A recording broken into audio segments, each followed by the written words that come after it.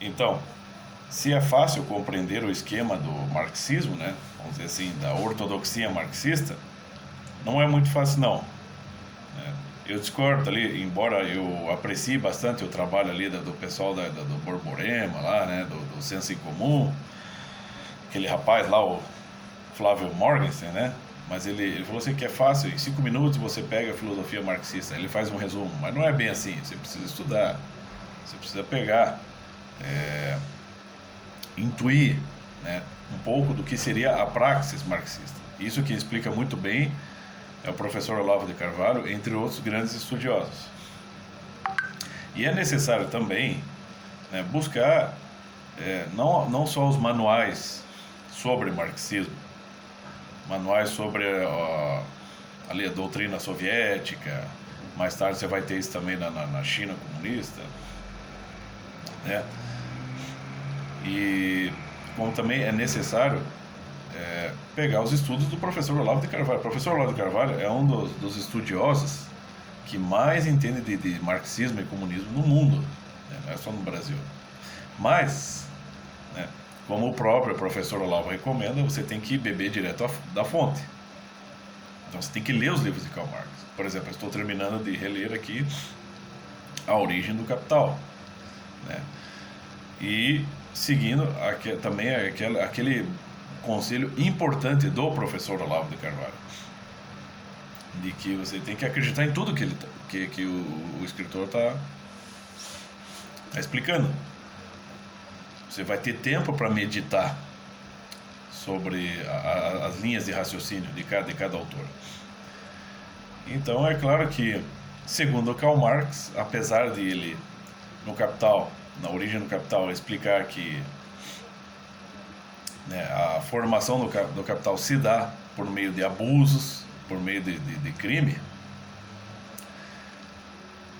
Se você conhece pelo menos o essencial da doutrina marxista, você vai ver que é a própria doutrina marxista que propõe isso, que propõe, né, o abuso, que propõe, né, afinal, a própria definição do comunismo, desapropriação da propriedade privada dos meios de produção. Então, a premissa do Karl Marx é falsa. Se você lê o Opúsculo, que é o famoso, que é o Manifesto do Partido Comunista, ele já parte de um falseamento histórico, né?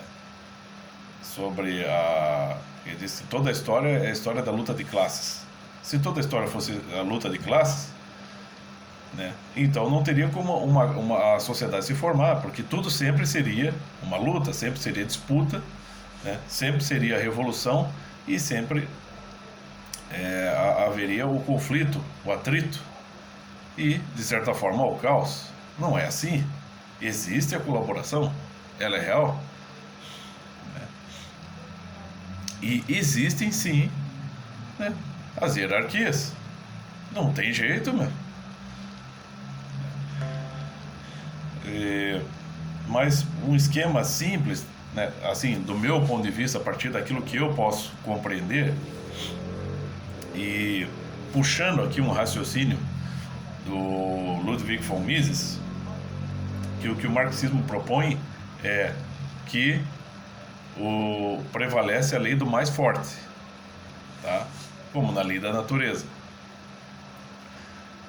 E se você é um estudante sério e tenha interesse não só em compreender as coisas, mas assim em mapear, né, adquirir uma noção de conjunto das coisas, você percebe que uma das grandes influências do Karl Marx foi uma literatura bastante popular no século XIX,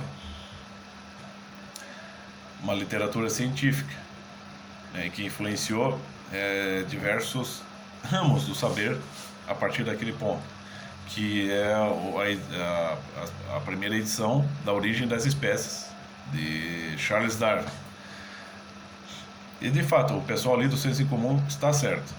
A tese do Darwin, ela é extremamente racista.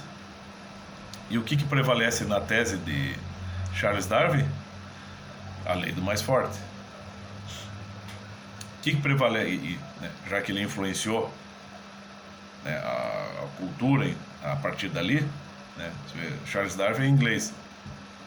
E essa tese pegou muito na época, e quem estava vivendo em Londres naquele tempo também, algumas décadas depois, Karl Marx,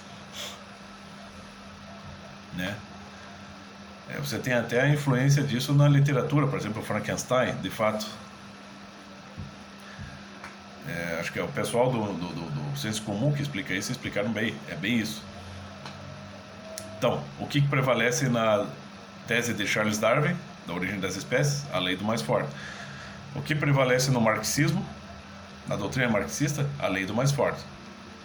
Só que tem uma questão, e isso é o professor Olavo explicando, é Giovanni Reale, é César Augusto Avelar Coutinho, né, é Ludwig von Mises, entre outros, que longe do capitalismo tornar-se necessariamente o abuso, ao contrário, ao próprio Manifesto do Partido Comunista, lançado em 1848, né, segundo consta historicamente, ele foi um fracasso porque os trabalhadores estavam já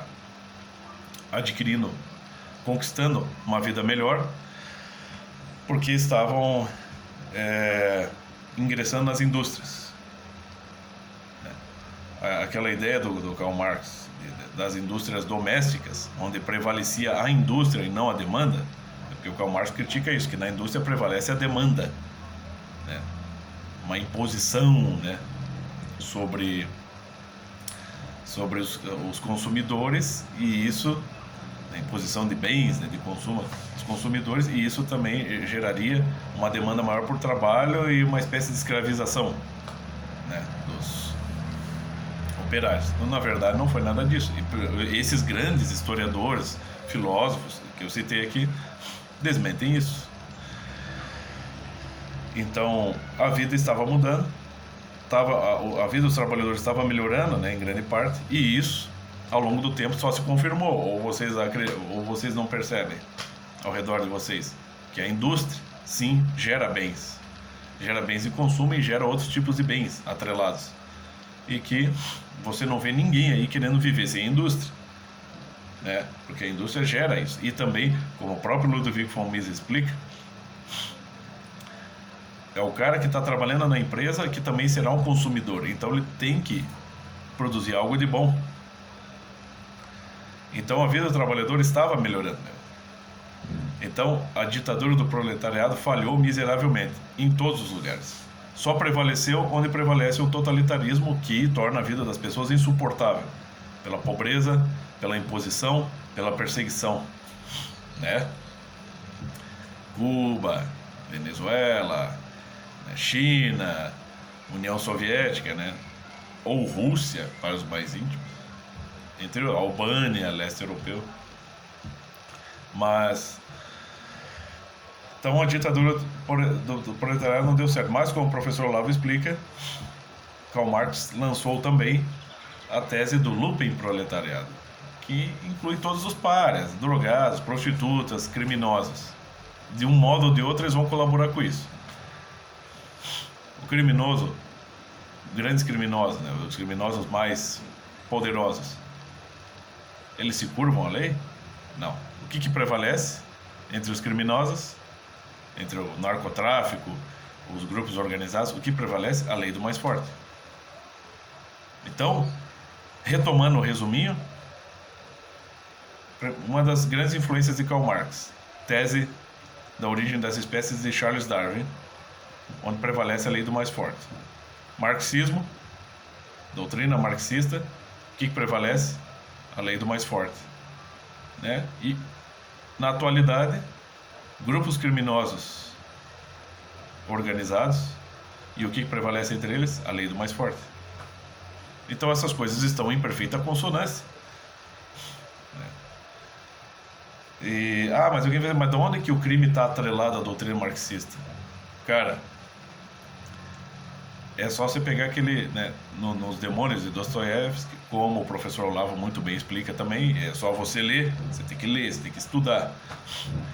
Lá pelas tantas, dois personagens principais do livro, Verkovensky e Stavrogin, conversam.